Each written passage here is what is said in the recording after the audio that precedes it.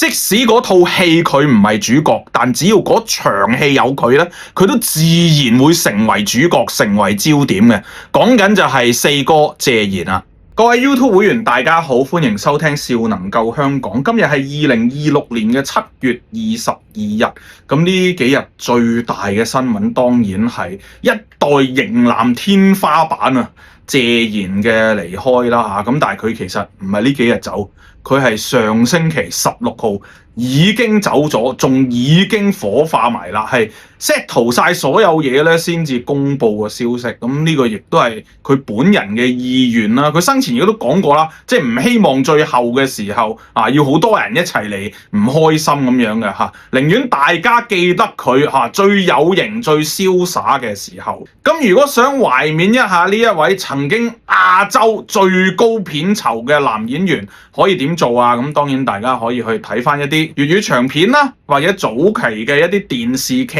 啦。但係對於我哋80、90後嚟講咧，比較熟悉嘅當然就係可能係少林足球啦。咁除咗少林足球之外咧，呢幾日應該係洗版式喺 Facebook 或者其他社交媒體咧睇到一啲佢嘅折子戲啊，喺啲參與嘅唔同電影裏面剪翻出嚟嘅片段。我希望大家留意一樣嘢包括埋少林足球裏面都好啦。即使佢唔係做主角，但係咧嗰一場只要係有佢咧，變咗嗰一場咧佢就係主角噶啦。即使面對住吳孟達，面對住周星馳，你睇下有一場有周星馳、有吳孟達、有佢，你都覺得佢係最勁嘅，即係佢嗰個氣場嗰個氣焰黑白森林裏面對住黃秋生都好啦，你都覺得哇謝賢好似係勁啲喎，係冚過佢咁樣嘅喎。咁大家就見識到上一代男演員天花板由內而外再到翻內嘅嗰一種氣質啦。咁除咗少林足球對於80、90後個印象比較深啲之外咧，我都推介大家咧睇另外一個作品嘅，就係亞視嘅《千王之王》